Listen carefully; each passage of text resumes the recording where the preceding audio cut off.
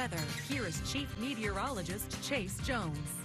Oh, I told you guys it was going to be perfect out there today, and that cloud cover starts to make its way out, nowhere near a record temperature. And by tonight, that clear sky is going to allow us to cool down, but nowhere near those freezing levels, at least until the weekend. Now, everybody keeps talking about this cold weather, but everybody keeps asking me about the first frost. Now, Lou, Roland, everyone, I know the gardens are going strong, but I promise you I'm on the lookout for the next possible freeze. And over the last 24 hours, look how wrong I got this twice. Now, I put the upper 40s. It went down to 50 degrees, then back up to 53, then back down to 50, then right back up into those upper 70s and not those lower 80s. And by the weekend, it's going to be the last warm day for a while. We're going to push all the way down below those freezing levels. And then by next week, pushing back up near a record 78 in San Angelo. Everybody else in a combination of those upper to mid 70s across the entire area. Definitely not 10 degrees today. 79 in Robert Lee, 80 over there in Ballinger, 77 down there in Ozona, looking like 3 degrees across the entire Concho Valley, unless you want to count Coleman over to Ballinger. So that's 5 degrees and not that short of a distance. But of course,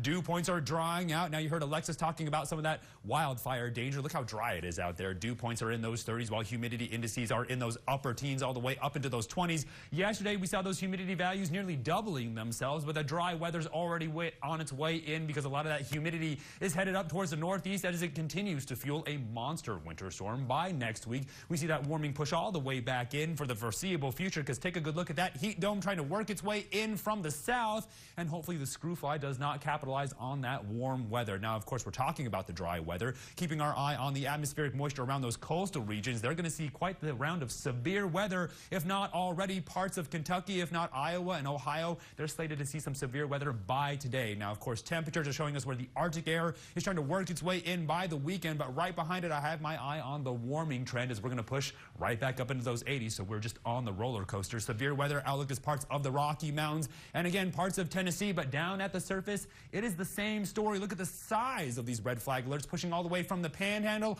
up into parts of Iowa. It is expanded somehow, but as I scoot out of the way, take a good look at this wrapping motion. This is the circulation we had our eye on during model data, getting a better idea of how much snowfall we're seeing. Sierra Nevada's already saw an avalanche day. They're conducting some avalanche rescues across parts of the Rocky Mountains, but more snow is definitely on the way. Take a good look at Nebraska. They're going to see another blizzard. And down here in the Concho Valley, we're going to gradually cool off all the way down into those mid-60s. But overnight, again, below those freezing levels, but it's going to be the last cold day for a while. The entire time I've been talking, rounds of snow have been working their way in, and by the weekend, those clear skies going to push us down below those freezing levels, so don't get rid of the space heater quite yet. Tonight, all the way back down into those lower 50s, but we'll see if I get it wrong. Then tomorrow, a good run at those lower 80s, but it's going to be the last warm day for a while, if not cooler than those 80s. As we get closer towards the weekend, take a good look, pushing all the way back down into those lower 60s overnight, below freezing. But as we get closer towards the last week of February, already pushing all the way back up into those upper 80s, while those overnight lows